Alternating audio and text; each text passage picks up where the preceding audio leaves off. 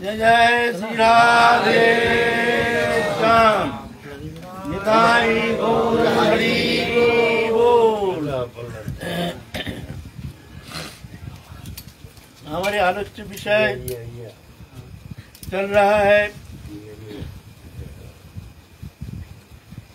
कलिजुग पावन अवतार भुवन मंगल भुवन सुंदर अखिल रसामृत सिंधु प्रेम पुरुषोत्तम श्री कृष्ण चैतन्य महाप्रभु के पावन जीवन कथा, जो कथा अमृतमय कथा, जो भक्त के जीवन स्वरूप है, जो कथा चिंतन करके आस्वादन करके वो कृतकृत्य हो जाती है।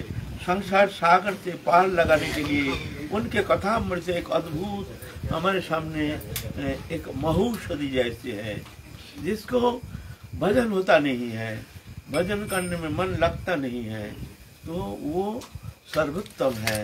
ये सबसे सरल उपासना और सबसे सरस उपासना, सबसे सुगम उपासना वह है ये कथामृत आस्वादन करना। तब कथामृतम तब तो जीवनम कवि भीड़ितम कल्मषापहम श्रवण मंगलम श्रीमदाततम भुवगीर्णन्ति ते भूरिदा जना। श्रवण मात्र ही मंगल करने में समर्थ कथा। मनुष्य जाति जो हमारा स्वभाव, हमारे व्यवहार, हमारी रुचि जो भी है, इसके पीछे मनुष्य का जो व्यवहार और व्यवहार से कथा से ही व्यवहार का जो प्रतिक्रिया ये कथा के माध्यम से होता है। कथा माने व्यवहारिक कथा, ग्राम्य कथा, ग्राम्य वार्ता। कथा एक माध्यम है। ये व्यवहारिक संबंध से ग्राम्य कथा, ग्राम्य वार्ता ये आकर के हमारे हृदय को प्रभावित करता है। हमारे भीतर में क्या होता है, विषय वासना का उद्रेक होता है, कारण ये ग्राम्य वार्ता, ग्राम्य कथा है ना। इसीलिए ग्राम्य कथा ना कहिबे, ग्राम्य वार्ता ना सुनिबे, भालो ना खाइबे और भालो ना पढ़िबे, अमान्य मानद कृष्ण नाम सदा लबे, ब्रजे राधा कृष्ण सेवा मनुष्य करिबे। महाप्रभु ये उपदेश किया है ना। ग्राम्य वार्ता वही कथा, वही शब्द है, लेकिन ये कभी कभी दूषित शब्द चित्त को ऐसे शोक प्रकाशित करता है। हमारे इंद्र वृत्ति तो ऐसे ही तो हमारे असंयमित चित्त वृत्ति है। अनादिकाल का संस्कार वश हमारे मन विषय कारण में रमन करता है, विषय अच्छा लगता है। लगने का कारण ये कोई दोष नहीं है, अनादिकाल का स्वभाव है, हमारे स्वभाव बन गया है विषय में आसक्त होना, है ना। जो शराब पीता है तो अभ्यास है, बुरा नहीं मानना, बुरा नहीं मानना, स्वभाव बनता है, अनादिकाल का स्वभाव। जो शराब नहीं पीता उसके सामने शराब दिया जाए, नाक के सामने पकड़ दे, माने घृणा, ऐसे इतना घृणित चीज होता है ना। और वही जब पीते पीते पीते पीते पीते पीते बहुत समय तक पी करके उसका ऐसे स्वभाव बन जाता है, फिर बढ़िया ब्रांड का एक नाक के सामने पकड़ कैसे होता है, खिल गया, वही गंदा चीज आप मुंह खिल गया, कैसे स्वभाव बन गया, वो गंदा चीज उसका अच्छा लगता है। माने जैसे कितना सुंदर चीज है, बोलो क्यों ऐसा क्यों होता है, कारण क्या है, स्वभाव। खराब चीज भी अच्छा लगता है। बंगाल में मछली खाता है ना ज्यादातर, बंगाल उड़ीसा समुद्र कूलवर्ती इलाका में ज्यादा प्रचलन है, क्योंकि सूखी मछली शुटकी मांस कहते हैं। वो क्या होता है, बहुत दिन उसको सुखा के उसे पैक करके रख देती है ना, वो जहाँ मछली मिलता नहीं है वहाँ उसको जो मछली खाने का आदत है वो ऐसा उसको व्यवहार करते हैं।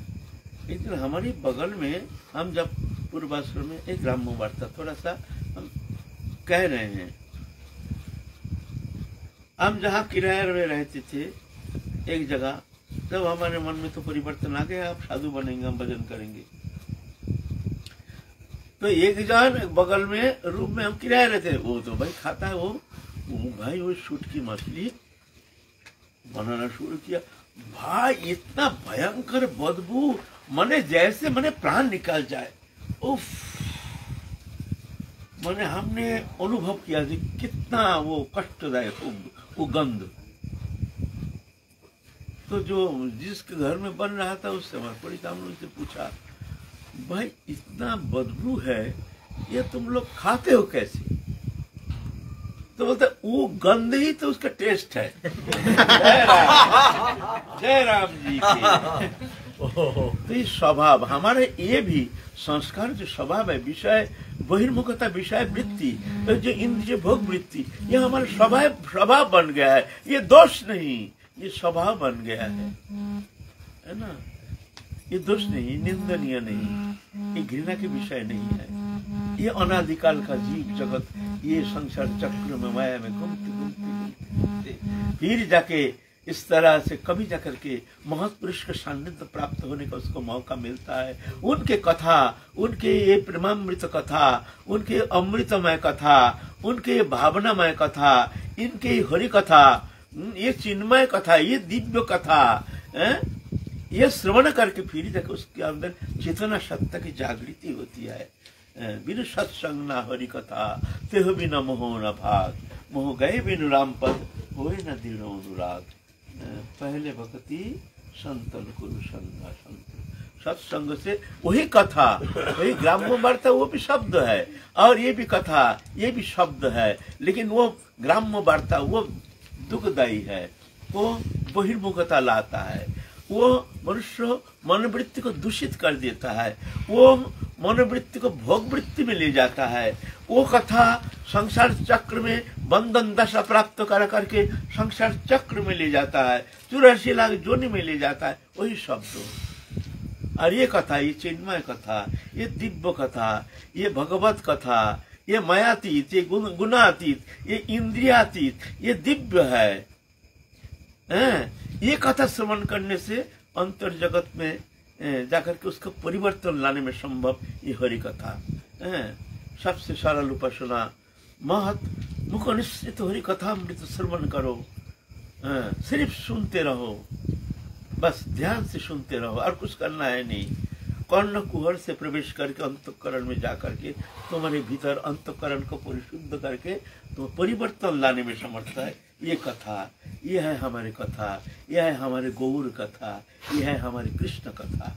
ये कथा चिन्मय कथा, ये कथा दिव्य कथा, ये कथा आनंदमय कथा, ये कथा संसार चक्र से मुक्त होने का कथा। सभी कथा शब्द है ना। शब्द का शक्ति बहुत अमोघ होता है। सांसारिक शब्द ऐसे ऐसे शब्द है, एक शब्द बाण, एक शब्द इतना खतरनाक होता है। एक शब्द से वो बाण, ऐसे बाण तो कहीं लग जाता है तो वो तो ठीक निकाल करके उसको ट्रीटमेंट करके तो ठीक हो जाता है, लेकिन शब्द बाण इतना खतरनाक होता है कि सहन कर नहीं पाता, कभी तो आत्महत्या कर लेता है। शब्द, एक शब्द कह दिया, घर में कुछ कला हो गया, कुछ हो गया, एक शब्द कह दिया, बस शब्द से बस गले में रस्सी लगा लिया। सहन करना मुश्किल, एक शब्द, कुछ नहीं, एक शब्द। अगर ये शब्द हरि कथा, ये शब्द से ही संसार से मुक्त होने का मार्ग मिल जाता है। ये शब्द और कुछ नहीं है। शब्द भक्त नामदेव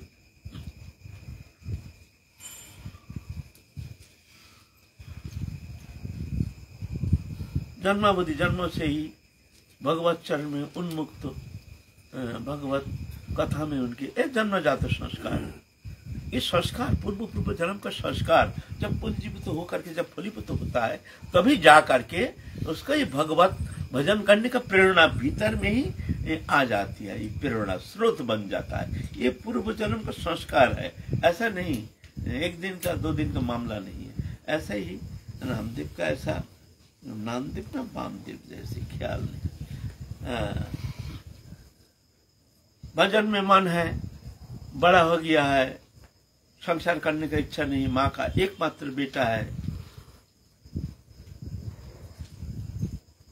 आप देखते हैं इसका मन हरि भजन में लग गया है, संसार छोड़ के चला जाएगा। उसका जो क्रिया कर्म तत्परता देख करके माता समझ गए हैं ये आप संसार में रहने वाला है नहीं। तो संसार बंधन का जड़ जो है, ये जो प्रकृति जो है, ये बहुत जल्दी अनुप्राणित करता है, बहुत जल्दी ये मोहित करने में समर्थ है। तो माँ देखते हैं इसको एक अच्छा शादी करा दो, तो शादी करा देने से ये संसार मोह में फंस करके बस फिर जाके संसारी हो जाएगा। तो उसको शादी करा दो। शादी करना चाहते हैं वो, करना नहीं चाहते। माँ एक दिन रोते रोते बहुत रोए उसके सामने, तू मेरी बात तो नहीं मानेगा, तो नहीं मानेगा, मैं माँ हूँ, तू मार दे मेरे को जहर दे दे। ऐसा करके बड़ी दुख व्यक्त किया माँ ने। तो बेटा देखते अरे माँ इतना कष्ट पा रही है, चलो जो होगा देखा जाएगा, चलो संसार को स्वीकार कर लो। लेकिन मन में बड़ा कष्ट, एक बार फंस गया संसार में तो फिर निकालना बड़ा भारी पड़ जाएगा।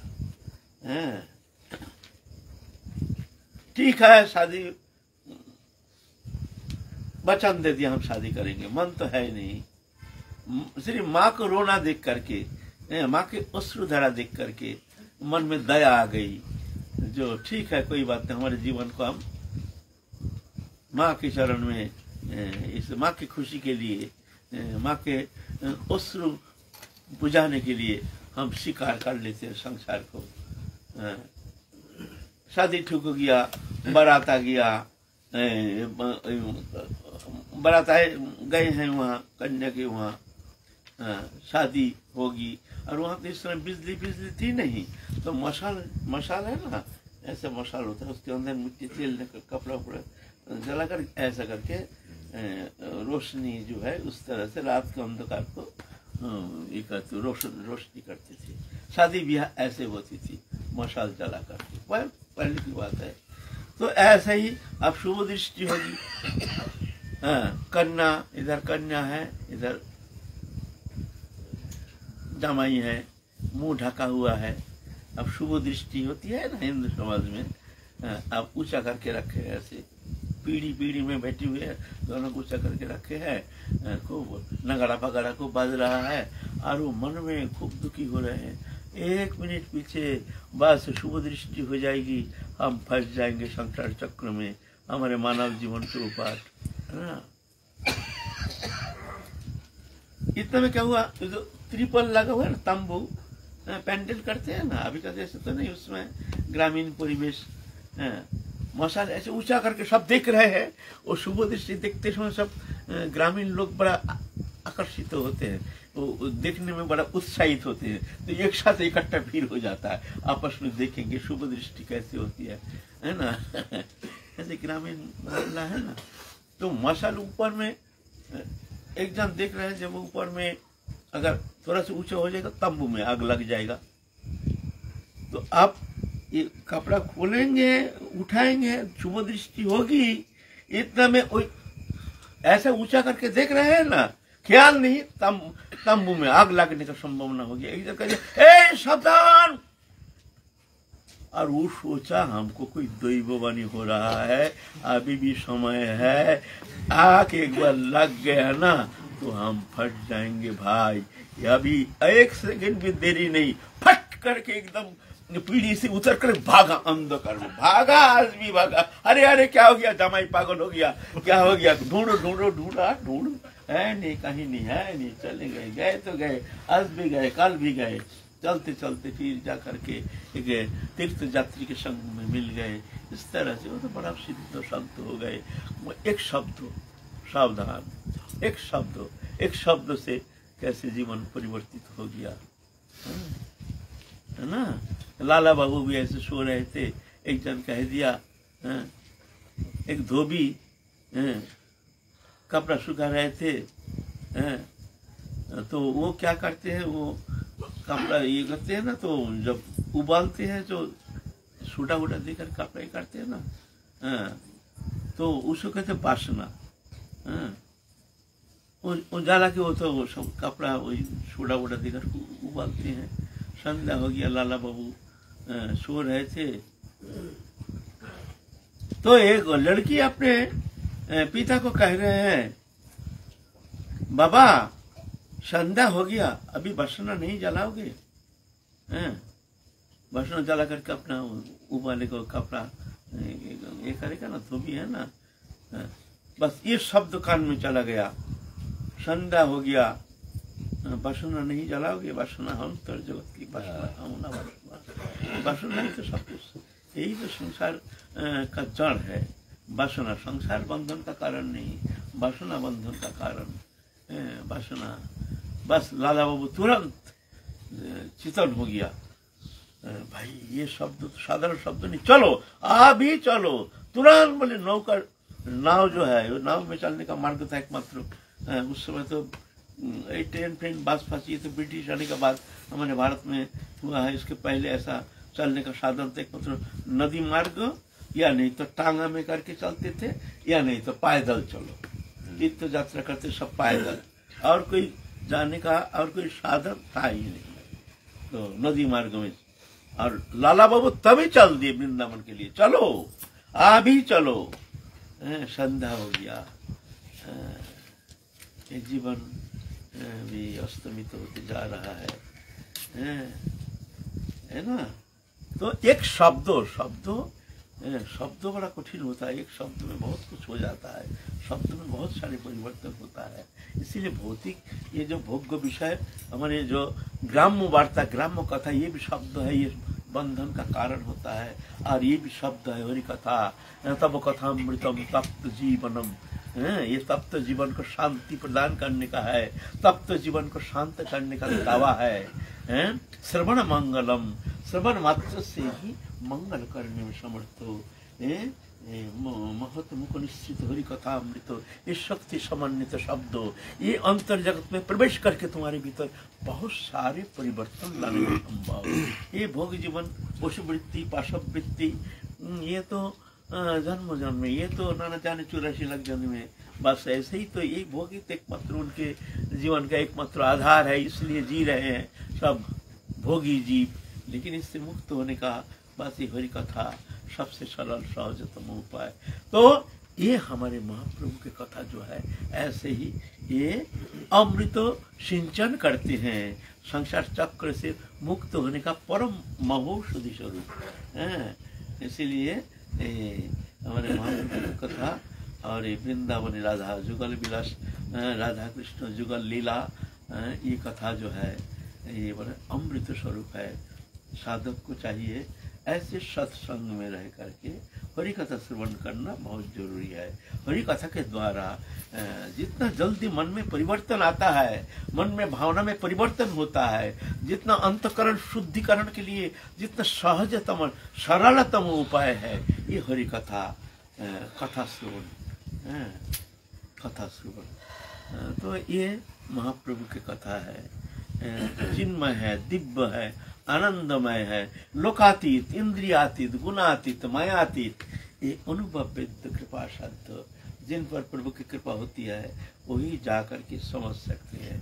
तो हमारे आग्रह लेकर के महाप्रभु के चरण में शरणागत होकर के ये कथा को आश्रय करके हमको अनुशीलन करने के लिए प्रयत्न करना पड़ेगा। तो हम भी कृतकृत हो जाएंगे। वृंदावन में आए हैं, ये हमको भी इस तरह से कृतार्थ होने का ये साधु संग जो है ये अमोघ है। तो महाप्रभु इस तरह से उनके जो अमृतमय कथा, तो महाप्रभु नीलाचल में आकर के निवास कर रहे हैं, दक्षिण भारत भ्रमण करके महाप्रभु आए हैं। आकर के आप सोचे हैं हम जाएंगे वृंदावन, भक्तों को कह रहे हैं हम वृंदावन जाएंगे, लेकिन भक्तों लोग चाहते हैं जो महाप्रभु के प्रेम सान्निध्य प्राप्त होकर के एक अमृत के परश जो जिसने प्राप्त हो गया है वो कैसे इसको स्वीकार कर सकते हैं जो ये अमृत छोड़ करके हम संसार का विष पान करेंगे। जन्म जन्म मुनि जतन कराई, अंत काल मुख राम नाई। और ऐसे प्रेम पुरुषोत्तम महाप्रभु के प्रेम सान्निध्य प्राप्त करके फिर उनके चरण से अलग होना ये कितना कष्टदायक होता है, संभव। तो भक्त लोग तो चाहते नहीं है, बस बहाना बनाते हैं, प्रभु अभी गर्मी है मत जाना, बरसात के पहले जाना, बरसात के समय अभी जाना ठीक नहीं, चतुर्मास रुको प्रभु, चतुर्मास प्रभु अभी ठंडी आ रही है तो ठंडी में बड़ा कष्ट होगा, ठंडी जाती है प्रभु अभी गर्मी है ना, इस समय जाना ठीक नहीं है। महाप्रभु भक्त मनोवांछा पूर्ति के लिए भगवान भक्त वत्सल भगवान भक्त के हृदय के आग्रह देख करके भगवान भी अपने सिद्धांत में परिवर्तन लाते हैं, है ना। भक्त वत्सल भगवान इंतजार कर रहे हैं। इधर एक दिन क्या हुआ, गदाधर पंडित, गदाधर तो महाप्रभु के पास रहते हैं, क्षेत्र संन्यास ले लिए हैं। अब बहुत दिन ऐसे बीत गया, अब महाप्रभु जाएंगे वृंदावन के लिए। तो गदाधर पंडित एक दिन कहते हैं प्रभु हम जो गुरु मंत्र हम प्राप्त किए हैं ना, हम तो उम्र तो हमारा कम था, वो मंत्र हमने याद नहीं उतना बढ़िया तरह से, आप एक बार हमको वो मंत्र को थोड़ा सुना दीजिए। मैंने कहने का मतलब है महाप्रभु तो जानते हैं जो पूर्ण ब्रह्म सनातन भगवान है, उनके मुख से सुनने से मतलब ये दादा शक्ति समर्थ इनमें पूर्ण रूप में विद्यमान है, उस मंत्र शक्ति। ऐसे एक धारणा जो महाप्रभु के मुख से एक बार सुन ले। महाप्रभु भगवान जब अवतार लेते हैं तो एक भगवान के विशेष लक्षण है, भगवान किसी को दीक्षा नहीं देते। ये भगवान अगर भगवान आते हैं संसार में, भगवान किसी को दीक्षा नहीं देते। भगवान ये एक लक्षण है, और सारे लक्षण है तो भगवान किसी को स्वयं दीक्षा नहीं देते, किसी के द्वारा देते हैं, चलो वहां से ले लो वहां से ले लो। तो महाप्रभु तो आदेश किए हैं जाओ पुंडरीक विद्या निधि उनसे दीक्षा ले लो। तो थोड़ा सा पूर्व कथा थोड़ा सा हम लोग आस्वादन करेंगे। जे ये जो गदाधर पंडित है महाप्रभु के बहुत प्रेमी, ये राधा रानी के ही माने अंश कला विशेष ये गदाधर पंडित, कोई राधा रानी का अवतार भी कहते हैं, ऐसे कहते हैं। महाप्रभु है कृष्ण राधा कृष्ण जुगल तनु और गदाधर पंडित राधा रानी के आवेश अवतार ऐसे कहते हैं, है ना। सब समय राधा रानी के पास महाप्रभु के पास ही रहती थी। महाप्रभु जो आए हैं वृंदावन में सब छोड़ छाड़ के अब अध्ययन करते थे महाप्रभु के साथ। नवद्वीप लीला में महाप्रभु के साथ रहते थे गदाधर पंडित, हर समय छोड़ के कहीं नहीं जाते थे। महाप्रभु जब भाव दशा में जब आवेशित होकर के ऐसे उन्मत्त दशा प्राप्त होकर के जब ऐसे नाना प्रकार क्रिया मुद्रा दिखाते थे, उस समय भी गदाधर पंडित उनके साथ रह करके महाप्रभु को सांत्वना प्रदान करते थे। ये गदाधर पंडित अब क्षेत्र संन्यास लेके जगन्नाथपुरी में निवास कर रहे हैं। कहते हैं प्रभु आप थोड़ा सा मंत्र को थोड़ा सुना दो, हम तो ऐसे तो हमने लिए हैं। तो महाप्रभु जान गए, बोलते तुम चिंता मत करो, तुम्हारे गुरुदेव आएंगे यहाँ, वही तुमको फिर सुना देंगे, तुम इतना जल्दीबाजी मत करो। अब गदाधर पंडित के गुरुदेव एक बार नवद्वीप में महाप्रभु बाप मेरे बाप हैं, ये पुंडरीक पुंडरीक पुंडरीक बोल के महाप्रभु क्रंदन कर रहे हैं। सब भक्त लोग दिखते हैं तो यहाँ पुंडरीक कौन है। हमारे महाप्रभु के सानिध्य में जो भक्त मंडली जो है सभी को जानते हैं, जो ये है, लेकिन पुंडरीक नाम के वहाँ कोई किसी को जानते नहीं है। महाप्रभु रो रहे हैं, बाप रे तुम्हें देखे बिना हमारे हृदय विदीर्ण हो रहा है, कहाँ तुम बाप मेरे, कहाँ पुंडरीक। सब महाप्रभु इस तरह से रो रहे हैं भाव दशा में। भक्त लोग कह रहे हैं पुंडरीक कौन है। महाप्रभु कहते हैं हमारे परम भक्त हैं, ये आएंगे अभी नवद्वीप में, बहुत जल्दी आएंगे। उनके देखे बिना हमारे हृदय बड़ा बहुत कष्ट पा रहे हैं हम, हमारे ऐसे प्रेमी भक्त। तो उनका बहुत पैसा वाला था, जमींदार था, राजघराना के थे। नवद्वीप में भी उनका एक घर था, मकान था, बड़े अच्छा भव्य मकान। तो पुंडरीक विद्यानिधि आए हैं नवद्वीप में, ये खबर पहुंच गए। गदाधर पंडित उस समय दीक्षा ग्रहण नहीं किए क्योंकि दीक्षा ग्रहण तो ऐसा होते नहीं। दीक्षा ग्रहण के लिए चाहिए गुरुकरण, गुरुकरण ऐसा नहीं होता है। गुरुकरण करने के लिए गुरु योग्यता, गुरु अधिकार, गुरु लक्षण ये सब है, शास्त्र वर्णित है, वर्णन है। ये जान करके गुरु दीक्षा लेना चाहिए। जहाँ तहाँ कान फूकने से गुरुकरण होता नहीं है, जहाँ तहाँ कान फूक लिया। आजकल तो ऐसा तो गुरु, हम जैसे गुरु तो बहुत मिल जाएगा, लेकिन वास्तविक जो गुरु लक्षण युक्त, शास्त्र लक्षण युक्त, जिनके भीतर भगवत शक्ति जो आविर्भूत हो सकते हैं, भगवत शक्ति जहाँ से प्रकट हो सकते हैं, ऐसे जो आविर्भाव योग्य जो हृदय है, जो दृष्टा पुरुष है, वही जाकर के गुरु हो सकते हैं। और उनके कृपा से ही उनके भीतर सुप्त जो चैतन्य सत्ता वो जागृति हो सकती है। इसलिए जहाँ तहाँ कान फुकाना नहीं चाहिए, गुरुकरण के लिए इंतजार करना चाहिए। सबसे उत्तम है हरिनाम करते रहो, करते करते करते करते हरिनाम आश्रय लेकर के तुम हरिनाम से प्रार्थना करो, तो हरिनाम ही तुमको गुरु के पास पहुंचा देंगे या गुरु को तुम्हारे पास पहुंचा देंगे। तुम चिंता मत करो, क्योंकि गुरु भगवान है ना। भगवान को तुम कहाँ से ढूंढोगे, भगवान तुमको ढूंढ लेंगे। ध्रुव महाराज गुरुकरण करने के लिए जंगल नहीं गए थे, वो तो बच्चा है, जानते ही नहीं हमको गुरुकरण करना है।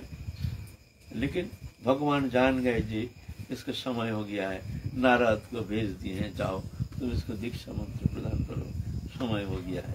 तो गुरु ऑटोमेटिकली, गुरु तुमको कृपा करने के लिए तुम्हारे पास आ जाएंगे, है ना।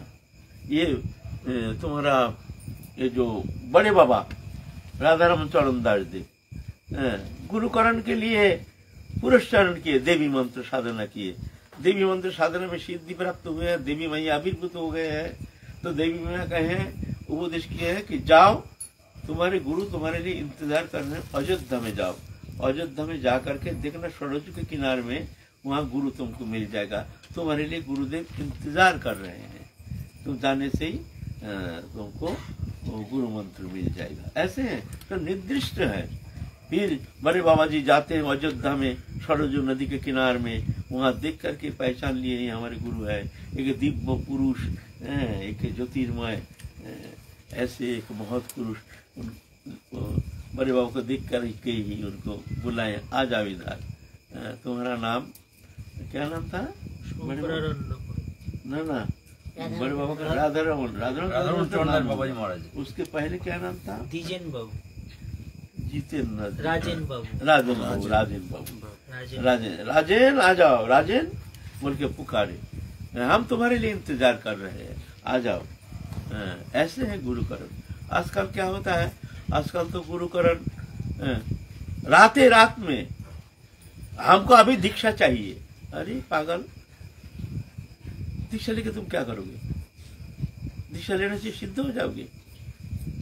अरे नाम करो, नाम आश्रय लेकर के भगवान को गुरु मान करके चलो ना, गुरु तुम्हारे पास आ जाएंगे, गुरु तुमको ढूंढ लेंगे। तुमको गुरु ढूंढने का आवश्यकता नहीं है, गुरु तुमको ढूंढ लेंगे।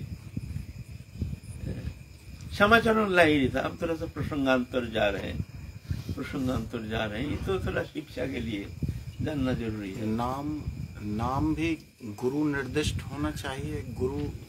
नाम के लिए भी नाम गुरु, प्रथम तो नाम गुरु, नाम कहीं गुरुकरण करके, गुरुकरण माने जैसे प्राथमिक गुरुकरण, उसमें गुरु कृपा करके नाम देते हैं, उस नाम साधन करके फिर जाके तुम उनकी कृपा से तुम वो सदगुरु पदाश्रय या जो भी प्राप्ति करना है तुम प्राप्त कर लोगे।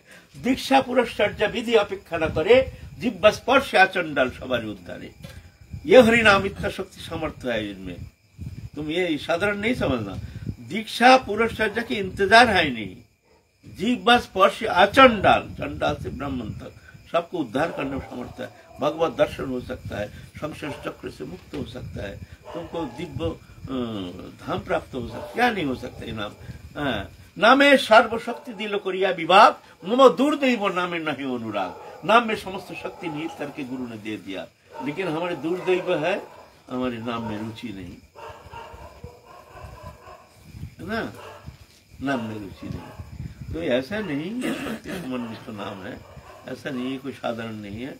तो ठीक है बाबा, एक जैसे बाबा किसी मतलब साधक को ऐसे दिखा गया है कि आज तो हरे कृष्ण कृष्ण कृष्ण हरे हरे, हरे राम राम राम इस मंत्र पे निष्ठा रख के जप कर रहे, कल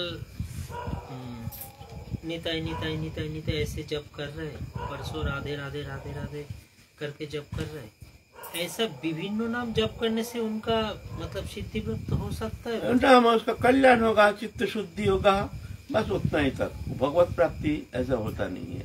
भगवत प्राप्ति एक नामनिष्ठ होना चाहिए। एक नाम जपो, जपते जपते जपते जपते जब इस प्रेमांकुर हवे साध्य साधन तत्व अपनी जाएंगे। महाप्रभु जब नाम दे दिया किसको, काशीपुरी में तपन मिश्र बोलते हैं, ये नाम जपोगिया तुम्हें निर्बंध करिया, जपिते जपिते जबे प्रमांकुर हबे साध्य साधन तत्व अपनी जानिबे। महाप्रभु कहते तुम काशीपुरी में जाओ, काशीपुरी में जाकर के ये नाम ही साधन करो, हरि नाम महामंत्र। नामे सर्वशक्ति दिलो करिया विभाग, मम दुर्दैव नामे नहे अनुराग।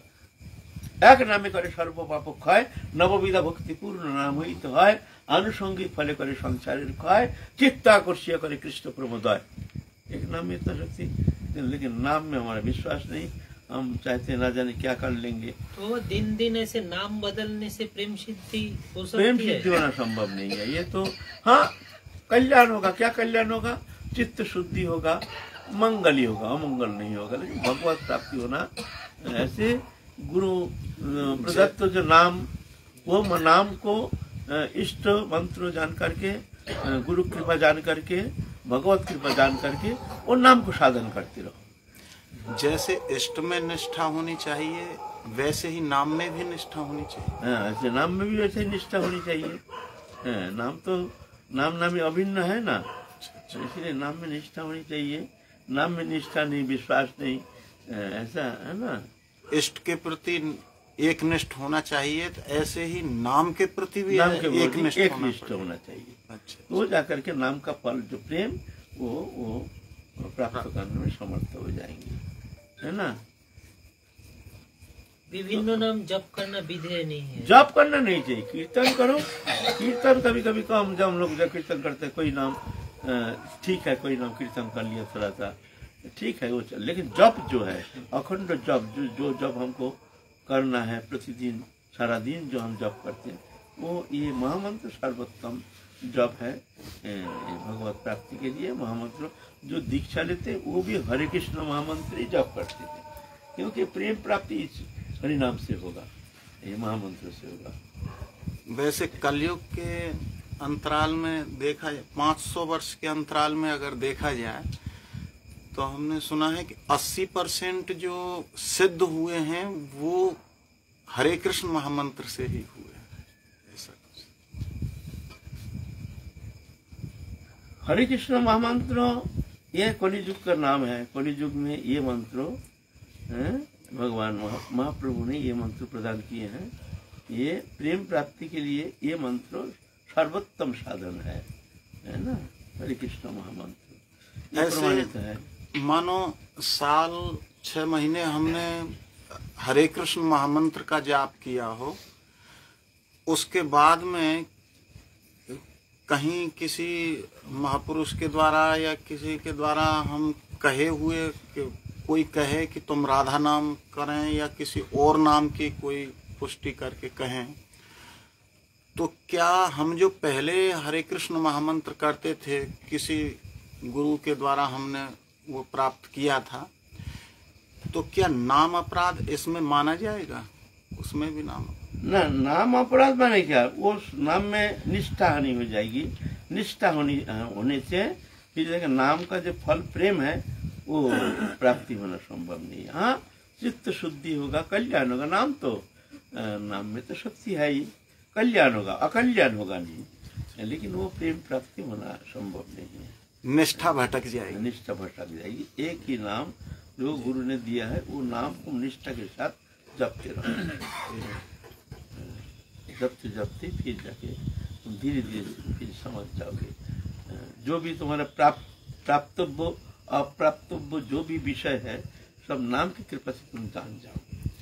अच्छा, बिना जानकारी के हमने मानो इस बात की कोई जानकारी ना हो और हमने अन्य मंत्र को कुछ समय बीच में हमने जपा हो, तो क्या फिर से हम हरे कृष्ण महामंत्र का जाप में हरे कृष्ण महामंत्र माने एक तो गुरु के माध्यम से प्राप्त होना, तो वो शक्ति समन्वित तो परिणाम, वो तो उसमें तो शक्ति ज्यादा होती है, उसमें निष्ठा लेकर जपना चाहिए। और हमारे गुरुकरण हुआ नहीं तो उसमें आप जो भी नाम आपको अच्छा लगे वो नाम आप जप सकते हैं, उसमें कोई दोष नहीं है, उसमें चित्त शुद्धि होगी।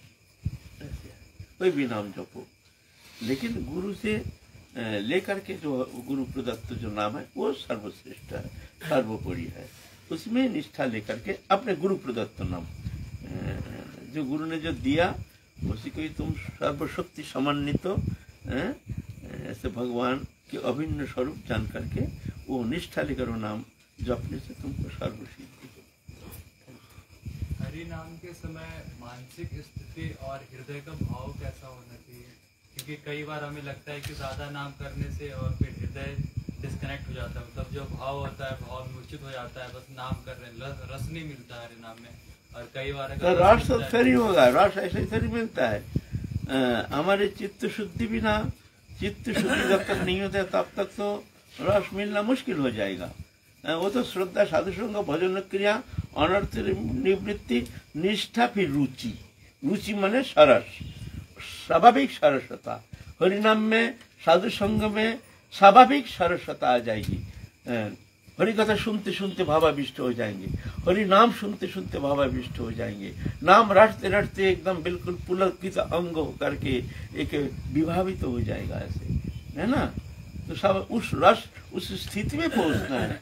पहले ही अगर कोई चाहे, हम नाम तो शुरू किया, हम नाम तो उतना निष्ठा के साथ ले भी नहीं पा रहे हैं, और कहते हैं हमको नाम में रुचि नहीं। तो ये तो सत्य है, नाम तो सरस है, लेकिन हमारे विश्वास नहीं, हम तो उतना निष्ठा लेकर करते भी नहीं है। दुनिया भर की इधर उधर की चिंता करते हैं, नाना प्रकार भावना करते हैं, कोई रकम एक बार बस माला को घुमा रहे हैं और कहते हैं नाम में हमारी रुचि नहीं है। रुचि क्यों नहीं होगा?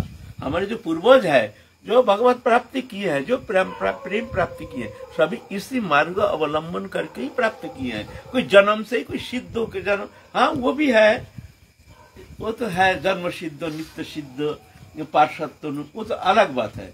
लेकिन साधारण तो जो जीव कोटि है वो इसी तरह से क्रम अनुसार ही आगे बढ़ते हैं। श्रद्धा, साधु संग, फिर भजन क्रिया, फिर अनर्थ निवृत्ति, फिर निष्ठा, फिर रुचि। रुचि में जाकर के उसके स्वाभाविक कथा में, हरि कथा में रुचि, साधु संग में रुचि स्वाभाविक होगी, अच्छा लगेगा, बिना चेष्टा अच्छा लगेगा। हरि कथा नहीं सुनने से उसका मन अच्छा लगेगा नहीं, है ना। सुनते ही हृदय गदगद हो जाएगा, ये रुचि। तो वो स्थिति में जाने के लिए तुमको साधन तो करना पड़ेगा। साधन किया नहीं, चेष्टा किया नहीं, कोई शुद्धाचार है नहीं, कोई तप तपस्या है नहीं, और कहते हैं हमारी रुचि नहीं हो रहा है, ये तो बेकार है, तो दूसरा नाम जपो। चलो ये नाम करके देखा है, चलो दूसरा नाम जपो। ऐसा नहीं। जैसे মানে রুচি স্থিতিতে কি সাধক মানে সেই দিব্য আনন্দ অনুভব রসাস্বাদন করতে পারে? रुचि में जाकर के साधक फिर ऑटोमेटिकली वो साधन भजन बिना वो रह नहीं सकता है। साधु संग बिना, साधन बिना अच्छा ही लगेगा नहीं। थोड़ा सा कहीं भजन छूट गया तो दिमाग खराब हो जाता है, आज हमारा भजन छूट गया, आज हमारा भजन हुआ नहीं, हाय हाय मैं क्या करूं क्या करूं। अभी जैसे भजन किया नहीं, आज माला हुआ नहीं, कोई बात नहीं, चलो काल देखेंगे, ऐसा होगा नहीं। उस समय उसका दिमाग एकदम बिल्कुल आउट हो जाएगा। आज हमारा भजन हुआ नहीं, आज हमारा जैसे राधारानी की चिंतन किया ही नहीं, ऐसे जैसे आज हम बहिर्मुख हो गए हैं, बहुत अपराध हो गए हमारे द्वारा, जिस कारण आज हमारा भजन हुआ नहीं, हाय हाय हमारा क्या नुकसान हो गया, जैसे आज का दिन हमारा बिता गया। ये तो समय तो अनमोल है ना, ये समय तुम्हारे लिए इंतजार थोड़ी करेगा। अच्छा लगे या ना लगे, हमको अनुशीलन करना है। एक बच्चा लिखना आता नहीं है, उसको क लिख करके बोलो हाथ घुमाओ, अब हाथ घुमा रहा है, वो तो हो जा रहा है रसगुल्ला, उसको लिखना आता नहीं है। अब तुम अगर ऐसे समझो कि रसगुल्ला हो रहा है तो लिखना आता नहीं है, छोड़ दो, बेकार समय नष्ट हो रहा। जीवन में कभी लिख नहीं पाएगा, वो हाथ घुमाना ही पड़ेगा। घुमाते घुमाते घुमाते घुमाते एक दिन वो स्वयं लिख लेगा, है ना। हम जो लिखते हैं, हम एक दिन हाथ घुमाए हैं, सभी यहाँ हाथ घुमाए हैं, है ना। उसके एक भी रेखा अंकन चेष्टा वृथा नहीं गया। हम जो पहले जो रसगुल्ला बनाए ना, तो एक भी रेखा अंकन चेष्टा वृथा नहीं गया। समस्त रेखा अंकन की चेष्टा जो है, जो आज वो लिख लेता है, उसका परिणाम। ऐसे ही हमारे जो साधन चेष्टा, नाम कर रहे हैं, जप कर रहे हैं, ध्यान धारणा कर रहे हैं, मन नहीं लग रहा, कष्ट कर रहे हैं, गर्मी पसीना छूट रहा है, फिर भी आसन में बैठे हैं, नाम करने की चेष्टा करते हैं, मन लगता नहीं है, भाग रहा, दूर क्या माला करें बैठे बैठे, कुछ नहीं हो रहा, चलो थोड़ा घूम के आ जाए। अब बहुत साधु है तो एक आध साल थोड़ा भजन करके फिर बेकार, इतना दिन माला किया, कोई रस देगा, चलो थोड़ा जगन्नाथपुरी जाए, थोड़ा घूम के। 2 दिन तो जगन्नाथपुरी और 6 महीने तो रिश्तेदार कुटुंब यहाँ करते करते फिर गोसाई बन जाता है, गुरु बन जाता है। बंगाल में जाने से, वृंदावन से खूब सम्मान मिलता है, खातिर मिलता है, 2-4 चेला सीटी भी बनना शुरू हो जाता है और ऑटोमेटिक गुरु बनना शुरू हो जाता है। यहाँ जब आता है देखता है भंडार हमारा खाली, कुछ नहीं, गया जीवन से ऊपर, फिर वो मन बैठेगा नहीं। फिर 2 दिन पीछे चलो उत्तराखंड जाएंगे, 4 धाम करके आ जाओ, मन अच्छा नहीं लगता, मन बैठता नहीं है। ऐसा करते करते जीवन कीमती समय नष्ट हो जाता है, उसका भजन समाप्त हो जाता है, फिर वृद्धावस्था आ जाता है, फिर तो गया, अब क्या भजन करेगा। हो चाहे ना हो, पलक एक एक क्षण एक एक पल हमारा बीता नहीं जाना चाहिए, हम जाने नहीं देंगे, हम मर जाएंगे, यहाँ जल जल करके हम मर जाएंगे, वो भी शिकार है। फिर भी बहिर्मुखता, फिर भी हम असल छोड़ के जाएंगे नहीं, कहीं नहीं जाएंगे, हम भजन छोड़ेंगे नहीं, ऐसा प्रतिज्ञा लेकर बैठना चाहिए। तो जाकर के धीरे धीरे राधा रानी की कृपा अनुभव करने में समर्थ हो सकता है। ऐसा थोड़ी है आज ये नाम काल वो नाम, काल वहाँ घूम आया, काल वहाँ बम्बई गया, काल वहाँ परिक्रमा गया, जगन्नाथपुरी, परसों गए चार धाम, जीवन में भजन होगा नहीं। तीर्थ यात्रा परिश्रम केवल मनेर भ्रम, सर्वसिद्धि गोविंद चरण। बोले तीर्थ यात्रा परिश्रम ही मन के भ्रम है, भ्रम मिटाओ, एक जगह बैठो, शांत हो करके नाम आश्रय करो, है ना, है ना। एक जिन गुरु से हमने हरिनाम प्राप्त किया हो, तो अब किसी के कहने से हमने दूसरा नाम शुरू कर दिया हो, तो क्या जो पहले गुरु जिनसे हरिनाम प्राप्त हुआ है उनके प्रति अपराध बनता है क्या? देखो, अगर वैष्णव दीक्षा विधि पूर्वक वैष्णव दीक्षा होती है और जिससे दीक्षा लिए है वो संप्रदाय भुक्त परंपरा प्राप्त मंत्र है और वो वैष्णव है, तब तो अपराध लगेगा। गुरु त्याग अपराध बोलते, इसका कोई शास्त्रीय विधान, प्रायश्चित्त का कोई विधान नहीं है। एकमात्र गुरु त्याग तभी हो सकता है अगर गुरु भक्ति विरोधी होते हैं, भक्ति विरोधी, और ऐसे भक्ति विरोधी शब्द प्रयोग करते हैं, शिक्षा देते हैं, नास्तिक होते हैं इत्यादि, बहुत अशेष विशेष दोष संपन्न होते हैं, तो उस स्थिति में गुरु त्याग तो इसका तो विधान है शास्त्र में, जो ठीक मार्ग हमको मिला नहीं है, तो उस स्थिति में। नहीं तो अगर मान लो हमारा गुरु चार संप्रदाय भुक्त परंपरा प्राप्त मंत्रों आचरणशील भजन करते हैं, तो ऐसे गुरु से दीक्षा लेकर के अगर वो सोचे कि नहीं हम गुरु को परिवर्तन करेंगे, तो ये गुरु का अपराध लग, गुरु त्याग होता है। कहते हैं गुरु त्याग पहले भगवान त्याग हो जाता है, उसके लिए गुरु त्याग के पहले उसे भगवान ही त्याग हो जाते हैं, होता है वृथा उसका भजन साधन, उसका ये जीवन गया ना, है ना। ऐसे अभी जैसे कोई साधारण तौर पर भजन करते हो, बहुत ज्यादा उनका नाम भी ना हो, यानी उनकी ख्याति भी ना हो, और भगवत चरण में प्रीति लगा करके भजन करते हैं, वैष्णव हैं और सदाचरण करके वो भजन करते हैं, लेकिन हम किसी भी ख्याति संपन्न किसी गुरु के संपर्क में आकर के, अब ये तो स्वतः स्वाभाविक है कि जो पहले जिनसे हमने नाम या गुरुकरण हुआ है उनके प्रति गौण भावना आ जाती है।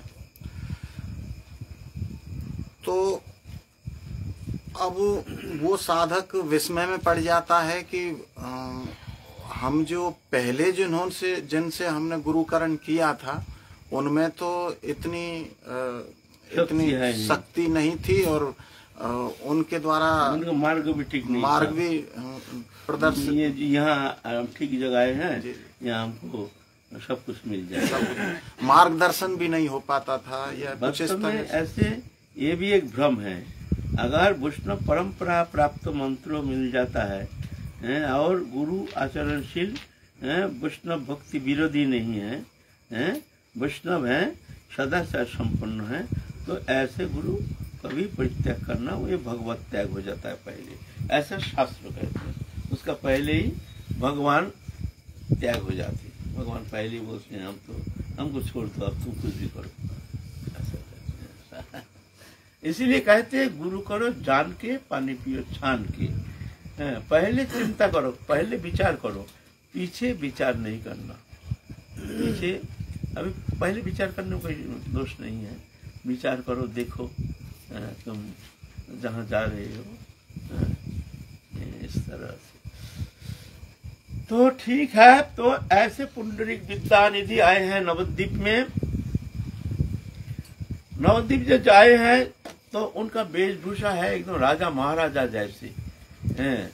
बहुत कीमती रेशमी वस्त्रों, हाथ में हीरा के अंगूठी, राजा जमींदार है, हीरा के अंगूठी, गले में सोने का हार, और जहाँ घर है वो जो जहाँ बैठते हैं वो रेशमी वस्त्रों, ऐसे झाड़ी झालर लगाए हैं सोने का, ऐसे मोती का, ऐसे माने करोड़ों रुपया का ऐसे ठाट बाट है।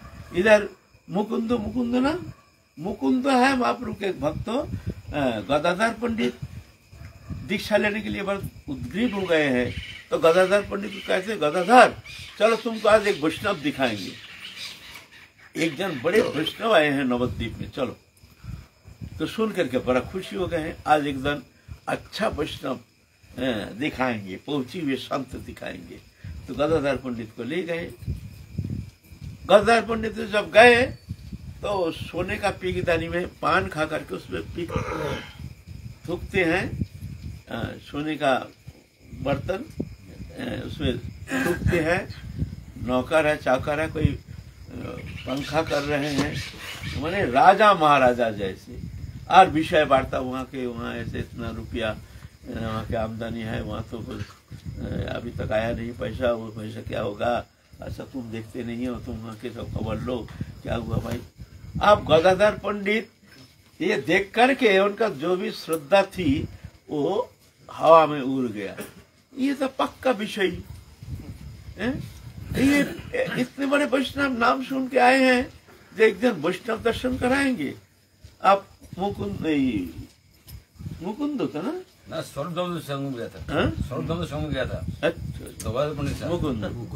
तो पीछे खड़े होकर के मुकुंद को ऐसा कर रहे, अरे चलो भाई हो गया दर्शन, हो गया, खूब दर्शन कर लिया वैष्णव, चलो। पीछे से ऐसा अंगली हिला रहे, माने चलो अब जरूरत नहीं, हमारे श्रद्धा जो भी थी वो सब समाप्त हो गया।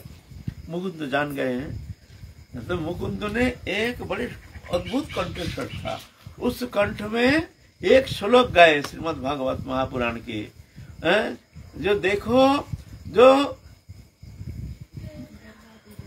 जो पुतना राक्षसी जहर देकर के कृष्ण को मारने के लिए गए, स्तन में विष लेपन करके, और भगवान उसको धात्री गति प्रदान किए हैं, मातृ गति प्रदान किए हैं।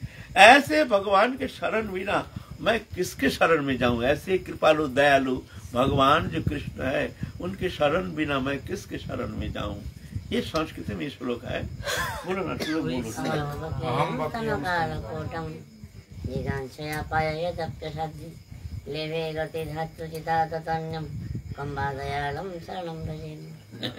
किंग दयालुम शरणं ब्रजेन। तो ऐसे दयालु सुन के मैं किसके शरण में जाऊं?